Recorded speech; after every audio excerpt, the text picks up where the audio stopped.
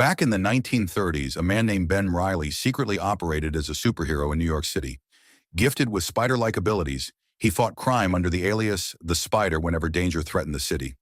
5 years later, Ben has retired from his life as a superhero and now works as a private detective. He walked away from being the Spider because he was consumed by guilt over the death of his wife, Ruby. This is his story. Welcome to Spider Noir. One day, Ben begins tailing a man named Addison as part of an investigation.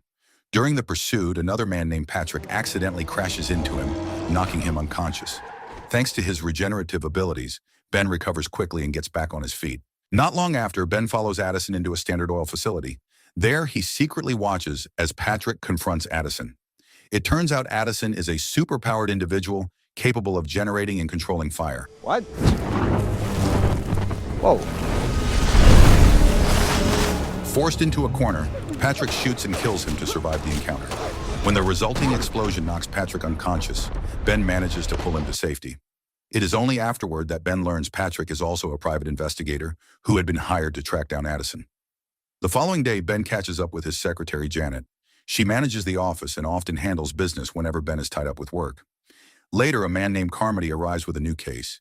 He suspects that his wife, Kat Hardy, is having an affair and wants proof. To uncover the truth, he hires Ben to investigate her. During some downtime, Ben meets up with his close friend Robbie, a journalist. Robbie already knows Ben's secret identity as the Spider and understands exactly why he chose to retire. Robbie explains that New York is falling apart. A powerful mob boss known as Silvermane has gained influence over the local police, allowing crime to spread unchecked throughout the city. Believing the city needs its hero back, Robbie urges Ben to return as the Spider. But Ben refuses, insisting that his days as a superhero are behind him. That night, Ben begins investigating Kat. Determined to live as a normal man, he avoids using his powers whenever possible and conducts the surveillance like any ordinary detective. From a hidden vantage point, Ben photographs Kat meeting with a suspicious man. But while watching them, he realizes the situation is far worse than he expected. The man begins assaulting Kat, forcing Ben to intervene. With no other choice, he taps into his spider powers and attacks the man to protect her. What the hell? Sometime later, Ben is visited by his client, Winston. It turns out Winston was the one who hired both Ben and Patrick to track down Addison. Since another detective was already working the same case, Ben decides to raise his fee dramatically if Winston wants any information about Addison's whereabouts. Winston does not take the demand well. He nearly pulls a gun on Ben. But the situation changes quickly when Janet catches him off guard from behind. Realizing he has lost the upper hand, Winston backs off and leaves. Curious about Winston's true motives, Ben follows him. Before long, he uncovers an important connection. Winston has been working for Silvermane all along. Silvermane had ordered him to find Addison by any means necessary. From what Ben can tell, Silvermane wanted revenge because Addison had previously tried to kill him. As the investigation continues, Janet takes a closer look at the photographs Ben captured of Kat's secret meeting. Thanks to her sharp eye, they finally identify the mysterious man. To Ben's surprise, the man is actually New York City's mayor. Not wanting to get tangled up with the mayor, Ben immediately closes the adultery case. He ends his arrangement with Carmody and assures him that Kat has remained faithful. Later, Ben meets with Robbie to discuss the potentially explosive scandal involving Kat and the mayor. During the meeting, Robbie also shows him Addison's body, which is still being held at a local hospital. When Ben suddenly develops a headache near Addison's corpse, Robbie realizes something unusual. It is enough to convince him that Addison must have possessed superhuman abilities.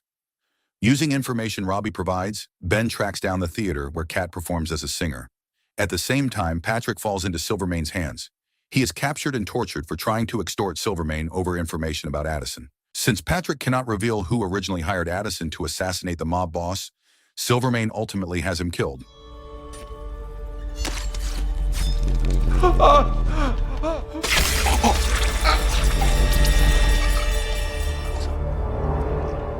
Meanwhile, Kat confronts Ben about the photographs linking her to the mayor. Ben agrees to hand over the film, but only if she can pay the right price. Not long after, a man named Flynn Marco arrives. The encounter makes it clear that Flynn has been protecting Kat for quite some time. After leaving Kat behind, Ben notices that Flynn is following him. He leads Flynn to the roof of a building still under construction. Refusing to surrender the film, Ben soon finds himself under attack. The confrontation escalates into a fight.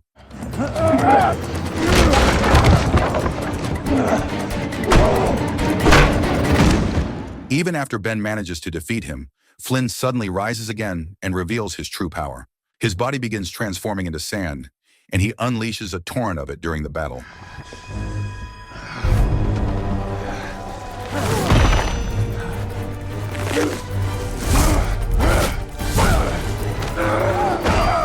Ben is thrown from the rooftop, and with his life on the line, he is finally forced to use the powers he has been trying so hard to suppress.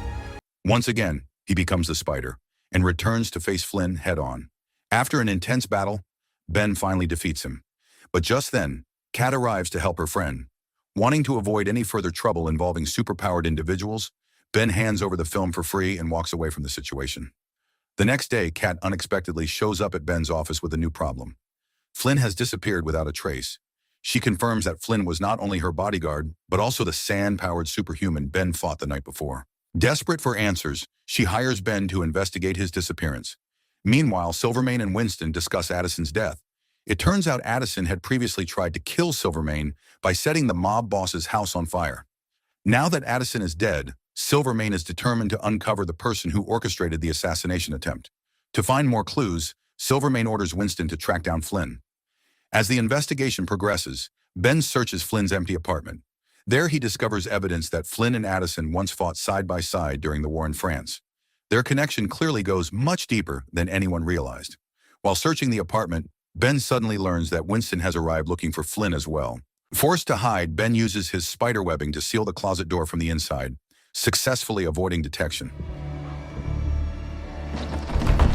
Yeah, a bit fancy for my taste. Let's go. You think you got a new lady? Back at the office, Janet presents Ben with information about Flynn's criminal history. Armed with new leads, Ben heads to see Kat and presses her for more details. Ben is frustrated when he learns that Kat intentionally hid the fact that Flynn and Addison were friends.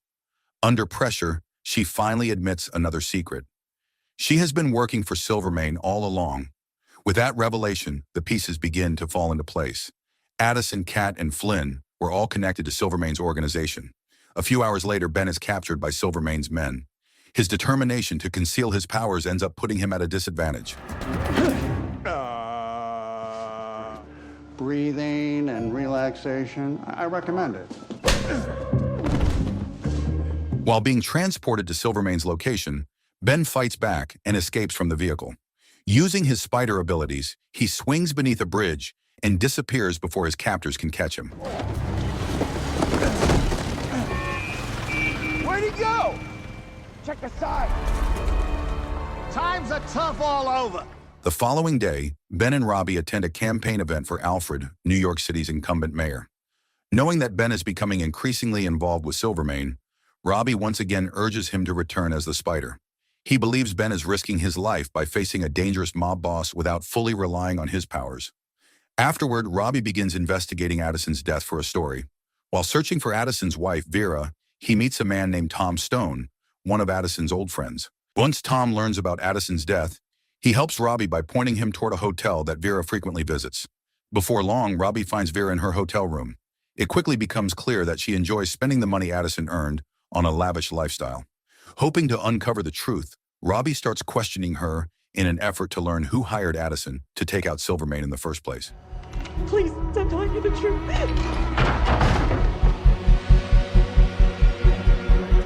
Meanwhile, Ben finds Janet badly shaken after being threatened by one of Silvermane's men who was searching for him.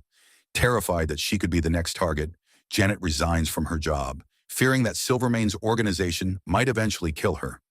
Seeing Janet dragged into the danger finally pushes Ben to make a decision. He can no longer stand by while the people around him suffer. Determined to act, he secretly retrieves the spider costume he had hidden inside a wall years earlier. Disguised as a plumber, he recovers the suit and prepares to become the Spider once again. Busted Jerry Gasket. It's alive, man.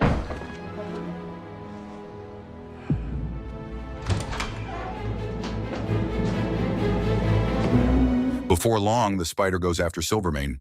The mob boss's bodyguards prove no challenge at all. One by one, they are taken down with ease.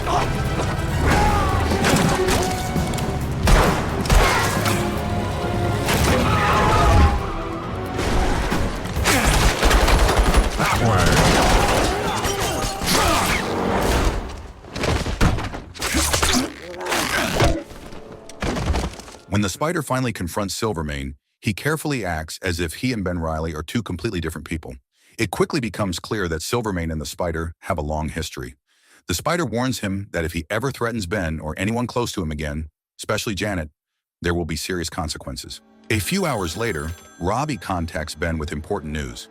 Someone has recently tipped off the police about Silvermane's illegal alcohol operation.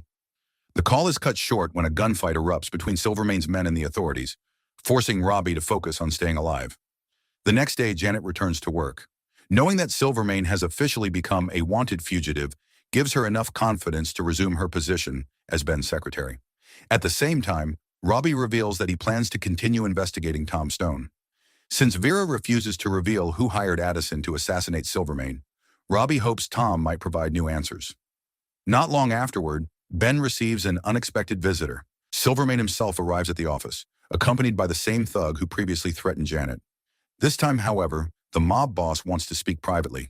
Silvermane explains that he believes someone within his organization betrayed him, allowing the police to uncover his alcohol business. Since alcohol is illegal during the 1930s Prohibition era, the leak has become a serious problem. As a result, Silvermane hires Ben to identify the traitor. He even suggests that Ben start by looking into the police officers involved in the recent raids. After Silvermane leaves, Ben notices that all of the mob boss's money carries a distinctive dot marking. His investigation soon uncovers another shocking piece of information. Silvermane's alcohol operation has apparently been protected through orders connected to Mayor Alfred. Elsewhere, Robbie travels to a poor settlement where Tom Stone lives. While investigating, he secretly watches as police officers force residents from their homes after declaring the settlement illegal. The situation quickly turns violent. Tom Stone suddenly fights back using incredible superhuman strength. Flynn is also present and joins the confrontation, helping Tom resist the authorities.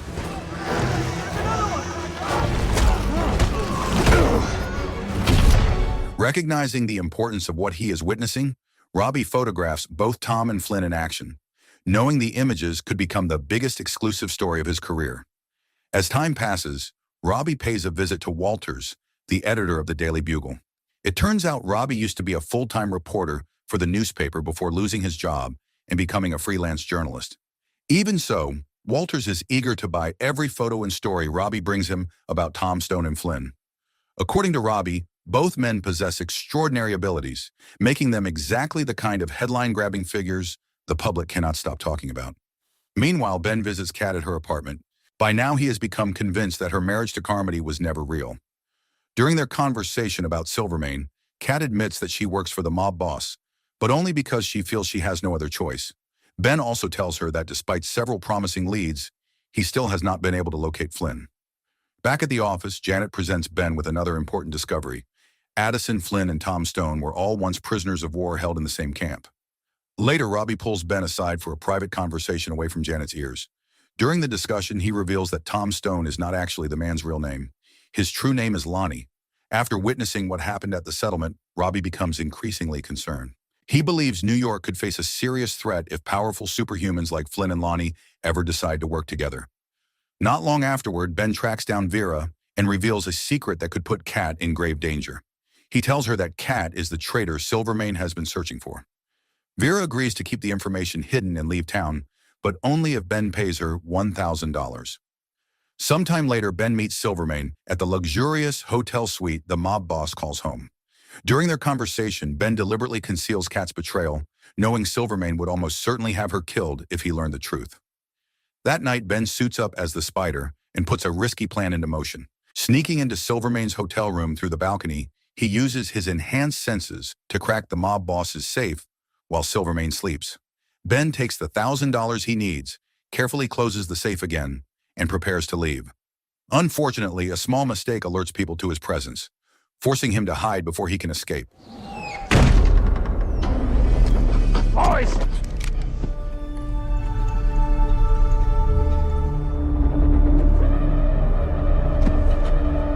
At the same time, Kat receives an unexpected visitor. Flynn has finally returned. The reunion reveals something Ben never knew. Flynn and Kat are secretly in love.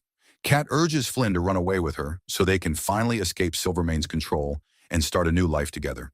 But before they can make plans, Flynn suddenly loses control of his powers. His body begins transforming into sand without warning. Realizing he could put Kat in danger, Flynn abandons the idea of escaping and leaves her behind. Soon afterward, Ben delivers the $1,000 to Vera, honoring their agreement. Using information gathered from his informants, Ben manages to track down Kat just as she is preparing to leave the city. At last, several pieces of the mystery come together. Ben realizes that Kat originally met Addison through Flynn. He also learns that Kat hired Addison to burn down Flynn's house as part of an assassination attempt. More importantly, Kat was the person who first exposed Silvermane's illegal alcohol operation to the authorities. Not long afterward, Winston arrives at the same location and arrests both Ben and Kat, believing they have conspired to murder Silvermane. He then brings them directly to the mob boss. It turns out Winston has also captured Vera, allowing him to discover where Ben and Kat had been meeting. Knowing Kat will be executed if the truth comes out, Ben does everything he can to protect her. Using a carefully planned scheme involving Vera and Silvermane's money, he manipulates the situation and convinces Silvermane that Winston is actually the traitor he has been searching for. The plan works perfectly. Believing he has been betrayed, Silvermane has Winston executed, even as Winston desperately realizes he has been set up by Ben. Only money tells the truth. That's not possible.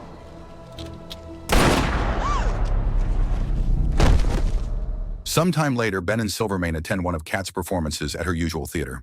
Despite all the evidence against him, Silvermane remains untouchable because he still controls the city's police commissioner and much of the local law enforcement. Thanks to Ben's deception, Silvermane now fully believes that Winston was responsible for exposing his illegal alcohol operation and orchestrating the attempt on his life. Impressed by Ben's abilities, Silvermane offers him a place in his organization. Ben immediately refuses, unwilling to work alongside a criminal. The following day, Silvermane visits Kat at her apartment. It is revealed that she has worked as one of his singers for the past 7 years. Although Silvermane has provided her with a comfortable life, he becomes suspicious after learning she recently wanted to leave the city. What Silvermane does not know is that Kat wanted to disappear because she was secretly the traitor he had been hunting. As time passes, Kat shares an important update with Ben. So far, she has successfully hidden her cooperation with him from Silvermane. Soon afterwards, she takes Ben to a quiet place where she once performed before becoming part of Silvermane's operation. There, she finally reveals the truth about her past. Kat explains that Silvermane recruited her years ago and essentially controlled her life ever since. Although she gained financial security, she never forgave him for murdering her fiancé. That resentment grew into a desire for revenge. She also fears that Silvermane would kill Flynn if he ever discovered their relationship. For that reason, Kat secretly hired Addison to assassinate Silvermane. She believed it was the only way she and Flynn could ever live together safely. Unbeknownst to both of them, Flynn is nearby and overhears the entire conversation. Later that night, Flynn makes a surprising decision. Rather than running away, he chooses to return to Silvermane's organization in exchange for the mob boss's protection. At the same time, Flynn keeps Kat's role in the assassination plot a secret, determined to protect the woman he loves. Elsewhere, Robbie finally convinces Lonnie to visit Ben's office. After being treated with kindness by Robbie and Janet, Lonnie opens up about his past. He reveals that he, Addison, and Flynn were all prisoners together during the war. While in captivity, Lonnie became the subject of German experiments. Their extraordinary powers did not emerge until later, after they were treated by a geneticist named Dr. Faber. Meanwhile, Silvermane meets with Mayor Alfred and the city's police commissioner. During the meeting, another major secret comes to light. Alfred's rise to power was made possible by Silvermane's influence, and the mob boss has spent years manipulating local elections from behind the scenes. Furious about the collapse of his alcohol operation, Silvermane blames Alfred for the damage. Alfred insists that the police raids were carried out for the good of the public. Silvermane is not interested in excuses. Using Flynn as a demonstration of his power, he sends a clear warning to the mayor.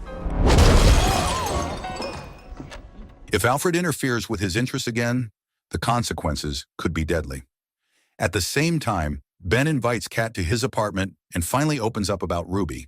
He explains that Ruby was once his fiancée. Tragically, she was murdered by a man who had previously been sent to prison because of one of Ben's investigations. Over time, Ben came to understand that the killer targeted Ruby as an act of revenge against him. That realization has haunted him ever since. In many ways, the guilt over Ruby's death is the reason he has been trying so hard to protect Kat. Deep down, he sees it as a chance to make up for a mistake he can never truly erase. Not long afterward, Ben returns to action as the Spider when he crosses paths with a superpowered criminal named Layden. Unlike the enemies he has faced before, Layden possesses the ability to manipulate electricity.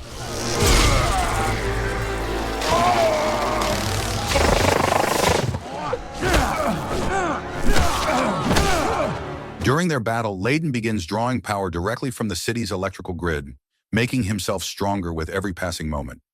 Thinking quickly, Ben deliberately causes a citywide blackout. Without access to a massive power source, Layden gradually weakens, allowing the spider to finally defeat him.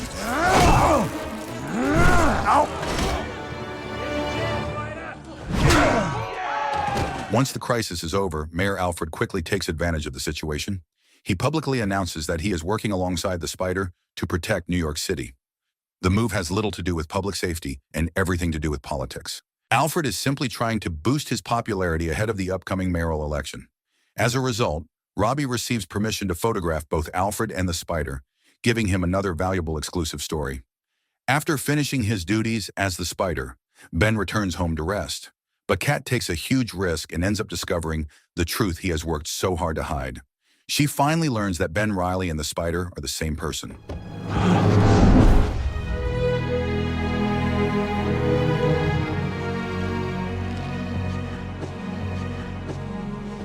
Nice to meet you.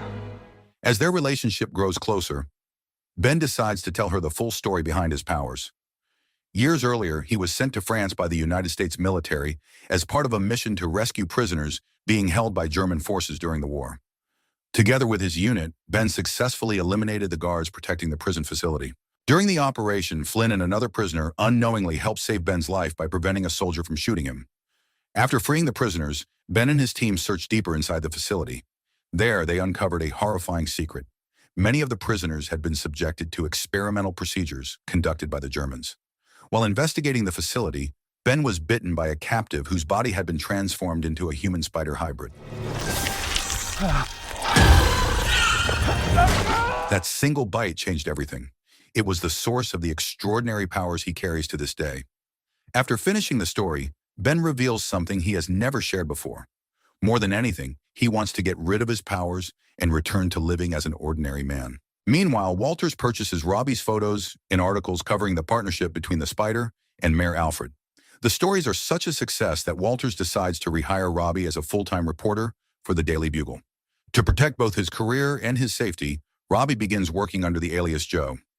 As time passes, Janet finally tracks down the hospital where Dr. Faber works. Since Faber appears to be connected to the origins of Flynn and the other superhumans, Ben and Robbie decide to work together on a critical investigation. Their plan is simple. Robbie distracts Faber by posing as a journalist conducting an interview, while Ben secretly sneaks into her office. Inside, Ben discovers and steals a collection of important documents related to the former prisoners who were subjected to the German experiments. When Faber unexpectedly returns, Ben quickly pretends to be a lost patient in order to avoid raising suspicion. The gamble pays off. Ben and Robbie successfully escape with the documents. Elsewhere, Silvermane reveals to Kat that Flynn has officially returned to his organization. Lonnie has also joined Silvermane's ranks, hoping the mob boss can provide protection and security. Soon afterward, Silvermane orders Flynn and Lonnie to attack the police station, where Layden is being held.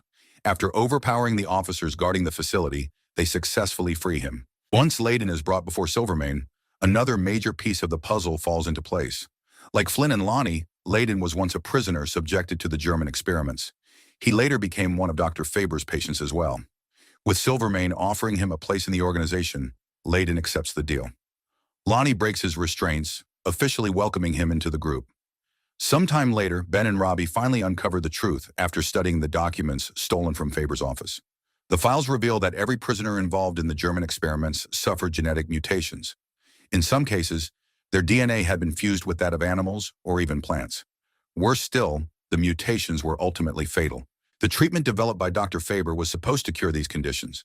Instead, it made them even worse. Ironically, that failed treatment is exactly what gave Flynn, Lonnie, Layden, and others their extraordinary powers. Not long afterward, Ben is summoned to meet Silvermane. During the meeting, the mob boss delivers a warning. He wants Ben to pass a message to the spider and tell him to stay out of the growing conflict between Silvermane and Mayor Alfred. If the spider continues interfering, Silvermane promises that the hero's life will be in danger. After the meeting, Flynn secretly approaches Ben. Although they now stand on opposite sides, Flynn hints that he still respects Ben because of the way he has protected Kat. Later, Ben shares everything he learned with Kat. He explains the truth about the mutations in Dr. Faber's failed treatments. Based on the evidence, Ben concludes that every time Flynn uses his powers, he is shortening his own lifespan. The next day, Kat finally admits that her attempt to have Silvermane killed was done for the sake of both herself and Flynn. She wanted them to have a future together. Instead of appreciating the sacrifice, Flynn reacts with anger. He feels insulted that Kat trusted Addison with the job, rather than believing Flynn could handle Silvermane himself. The confrontation quickly spirals out of control. During Flynn's outburst, part of a building collapses. Fortunately, Lonnie steps in and protects Kat before she can be hurt. Let him go. Afterward, Lonnie shares a final piece of information. According to him, there may still be a way to save Flynn and the others from dying because of their mutations. Dr. Faber believes she can create a cure, but only if she gains access to the spider. The problem is that Faber has no idea who the spider really is or how to find him. That night, Kat makes a desperate decision. Determined to save Flynn's life, she meets with Dr. Faber and reveals both the spider's true identity and the location of Ben's apartment.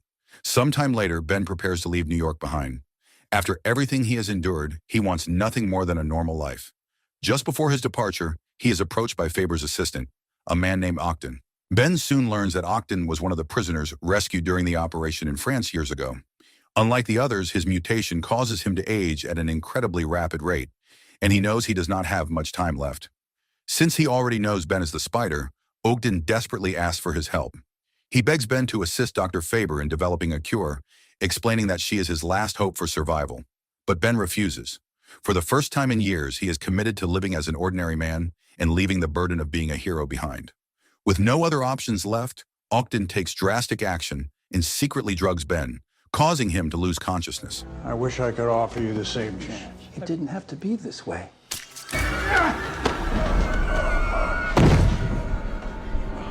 As a result of Ogden's actions, Ben is successfully kidnapped by Dr. Faber and taken to her secret laboratory. Several hours later, he wakes up to find himself restrained and unable to escape. Both of his hands are cuffed, and his powers feel weaker than ever. Faber explains that she injected him with a special sedative designed to significantly suppress his abilities. As she prepares to take blood samples, Ben finds himself reflecting on an important chapter of his past.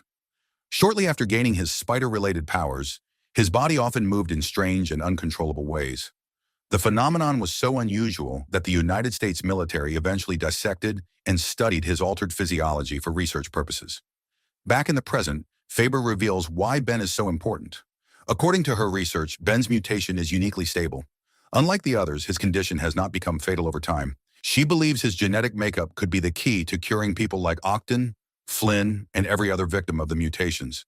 Faber tries to convince Ben that sacrificing himself could save countless lives. When Octon returns, another secret is finally revealed. He is actually Faber's son. Suddenly, her obsession with finding a cure makes perfect sense. This has never been just a scientific pursuit. It has always been personal. As the days pass, Faber uses samples of Ben's blood to continue her research. While she works tirelessly in the laboratory, Octon shows genuine concern for Ben and treats him with kindness. He explains that his mother is desperately trying to save both him and the others suffering from the deadly mutations. Eventually, Faber sedates Ben once again in preparation for a more invasive procedure. She believes understanding his genetic structure in greater detail is essential to completing the cure. At long last, her efforts succeed. Faber creates a working antidote and immediately tests it on Octon. The results are remarkable. His body returns to normal, and the mutation that had been rapidly aging him finally disappears.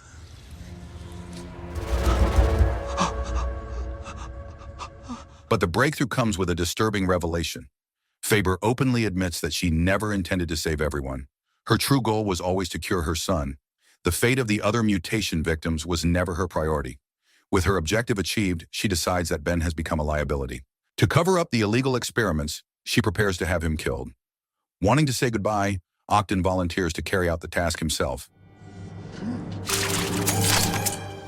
After leaving the operating room, Ben begins experiencing strange, involuntary movements once again.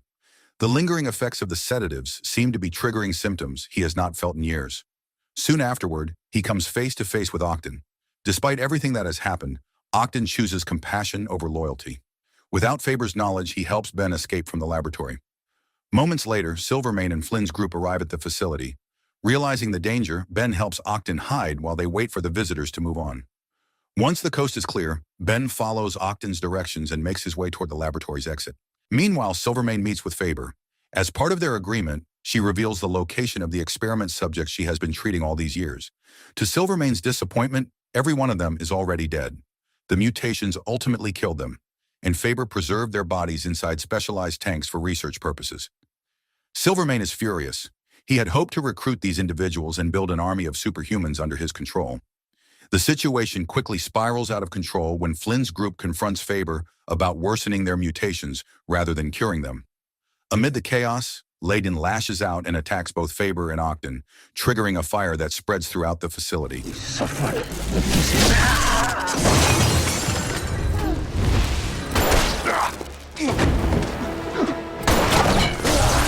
Nobody shoots me, you little bastard. With the laboratory descending into disaster, Silvermane and his people abandon the scene, leaving Faber and Ogden critically injured. Taking advantage of the confusion, Ben escapes with the antidote in his possession. As time passes, Janet decides to take over management of Ben's investigative business after learning that he intends to leave New York behind. While settling into her new responsibilities, she is approached by a worried Kat.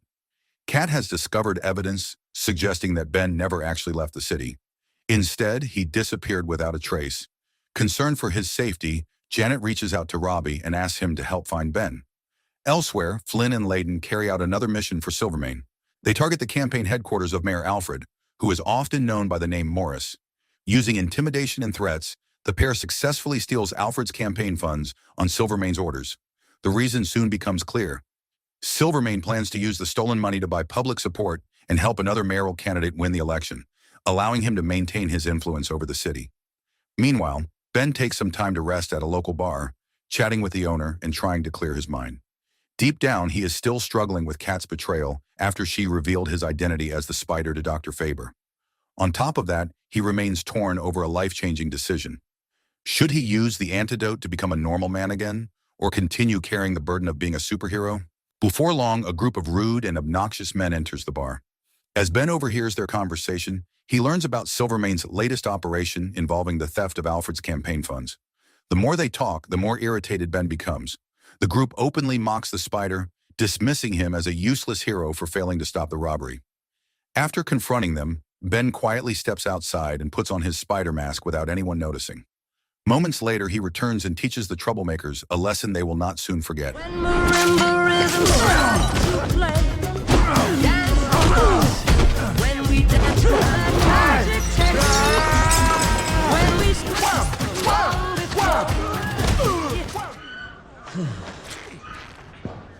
A few minutes later, Robbie arrives at the bar and finds Ben standing over the defeated group. Without warning, Robbie takes possession of the antidote. His reason is simple. He wants Ben to remain the Spider. Surprisingly, Ben does not fight to get the antidote back. He is still unsure about what he truly wants. The two friends then share a heartfelt conversation. Robbie reveals that when Ben retired as the Spider years ago, he lost his position at the Daily Bugle because he could no longer provide exclusive photos of the city's most famous hero. More importantly, Robbie believes that remaining a superhero is Ben's best chance to finally make peace with the guilt he carries over Ruby's death. Despite Robbie's sincere efforts, Ben remains unconvinced. Later, he returns to his office. After drinking too much, he accidentally reveals his secret identity to Janet. Fortunately, she proves just as trustworthy as Robbie and promises to keep the secret safe. Elsewhere, Flynn reunites with Kat. Their meeting confirms that despite everything that has happened, they are still deeply in love with one another. As time goes on, Ben decides to divide the antidote among himself, Flynn, Lonnie, and Layden. At the same time, he makes it clear that he wants to walk away from superhero life and free himself from the responsibility of protecting everyone around him. Not long afterward, a local radio report announces that Silvermane's men are gathering at a police warehouse to reclaim alcohol that had previously been confiscated during raids. Since Ben can no longer be counted on, Robbie decides to take action by himself. When he arrives at the warehouse, he encounters Lonnie, who is helping Silvermane's operation. It soon becomes clear that Lonnie joined Silvermane's organization because he wanted an escape from poverty. Meanwhile, the officers at the warehouse refuse to interfere because the police commissioner remains under Silvermane's influence. A few minutes later, the Spider arrives and immediately attacks Lonnie to protect Robbie. During the fight, Ben attempts to inject Lonnie with the antidote. Unfortunately, Lonnie's skin is too tough for the needle to penetrate. The battle takes a turn when Lonnie hurls Ben with tremendous force, knocking him unconscious after a brutal impact. Seeing an opening, Robbie acts quickly. He manages to inject the antidote through Lonnie's eye, where his defenses cannot stop it. As the antidote begins transforming Lonnie back into a normal human, Ben regains consciousness and turns his attention toward the corrupt officers supporting Silvermane. But something unexpected happens. Just when he needs them most, his powers suddenly fail to activate. Lonnie chooses a different path. He helps Robbie carry Ben to safety. His actions are not motivated by loyalty to the spider. Instead, he feels indebted to Robbie for freeing him from the deadly mutation that had been slowly killing him. Robbie eventually brings Ben to his home so he can recover and allow his natural healing abilities to work. After speaking with Robbie one last time, Lonnie decides to walk away from Silvermane's organization for good. Meanwhile, reports from the warehouse reach both Silvermane and Alfred. As a result, they finally learn that an antidote capable of curing the mutations exists. Sometime later, Flynn and Layden begin keeping watch on Ben's office. Silvermane has assigned them a specific mission. He wants Ben captured so he can finally force a meeting with the spider. Meanwhile, Janet meets Kat at a location they arranged beforehand. Still angry over what happened, Janet slaps Kat for betraying Ben and revealing his secret identity to Dr. Faber. Kat does not argue or defend herself. Deep down, she knows Janet is right and accepts responsibility for what she did. A few hours later, Janet visits Robbie's house to check on Ben. What she does not realize is that Flynn's group has secretly followed her there. Although Ben's injuries have healed, his powers still refuse to return. Before long, Flynn and Layden storm Robbie's home. Ben tries to bring the antidote with him so he can cure them, but he is captured before he gets the chance. All right, I'm coming. Don't worry, we'll keep you nice and toasty. The group then takes Ben to the nightclub where Kat regularly performs. The building was once a theater, but it now belongs to Silvermane. Once there, Ben begins negotiating with the mob boss about the antidote. Silvermane believes the spider currently possesses it, so he offers Ben a deal. If Ben can bring the spider to the club, Silvermane will reward him with $2,000. Ben agrees and pretends to contact the spider. In reality, he and Robbie create a desperate plan. Robbie disguises himself as the spider, allowing them to trick Silvermane into believing the real hero has arrived. While waiting for the spider's appearance, Silvermane studies Ben closely. The longer they talk, the more suspicious he becomes. For the first time, he starts to wonder whether Ben and the spider might actually be the same person. To test his theory, Silvermane prepares to kill Kat and watch Ben's reaction. Before he can carry it out, Kat shocks everyone by admitting that she was the traitor within Silvermane's organization. Her confession successfully distracts him and shifts his attention away from Ben. Moments later, the spider arrives. Of course, it is actually Robbie wearing the costume and risking his life to save his friend. Soon afterward, Silvermane's men bring in Janet, whom they have captured. When they discover that Janet is carrying the antidote, Silvermane's group immediately realizes something is wrong and begins suspecting they are being deceived. The situation grows even more chaotic when Layden injects the spider with the antidote, completely unaware that the person behind the mask is Robbie. After electrocuting him, Layden refuses to hand the antidote over to Silvermane. By this point, Layden has figured out the truth. Silvermane never intended to save anyone. He planned to destroy the antidote so Flynn and Layden would remain dependent superhumans under his control. A moment later, Layden removes the spider's mask, exposing Robbie's disguise and revealing the deception. At that exact moment, Ben's powers finally return. Without hesitation, he seizes the antidote from Layden and throws himself into battle against Flynn and Layden.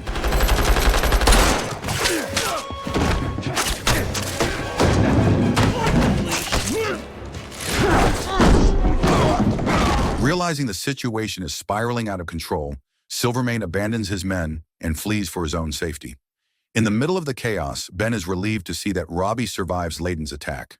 Once Ben puts on the real spider costume, he fully embraces his role again and focuses on stopping Flynn and Layden. The fight eventually spills into the streets of the city. During the battle, Ben launches a risky attack that leaves both himself and Layden injured.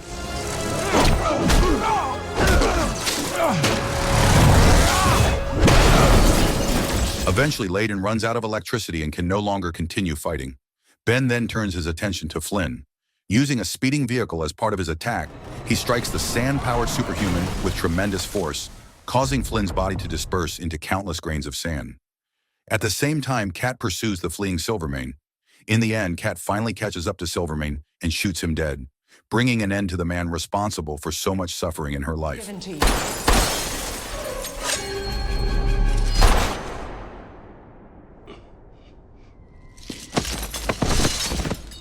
Back in the city, the battle is far from over.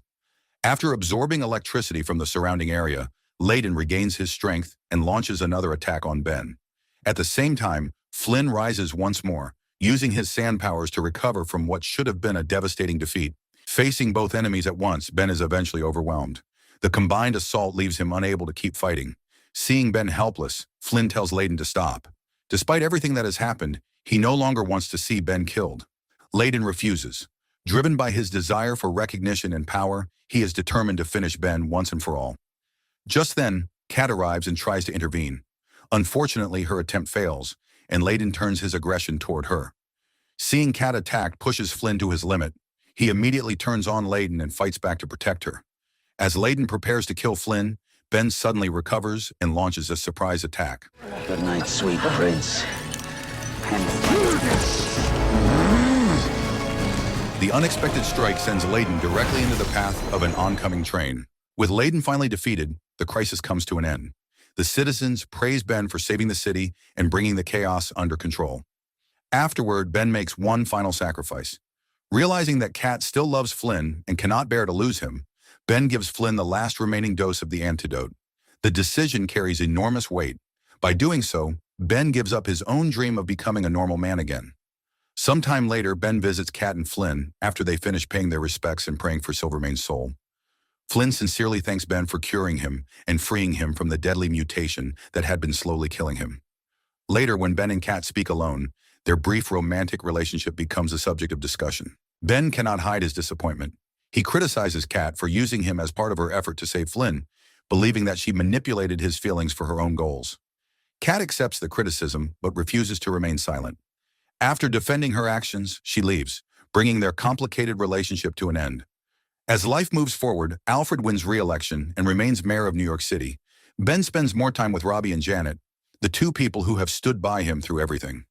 Meanwhile, Robbie leaves the Daily Bugle behind and becomes the editor of the Harlem Herald. Ben also reimagines his investigative business. With Janet by his side, the two begin working together as a detective team, ready to tackle whatever cases come next. And with that, the story finally comes to an end. So the moral of the story is, if your girlfriend hires a fire guy to kill a mafia boss, dates a spider guy, but still ends up with a sand guy, maybe the real superpower is creating relationship drama.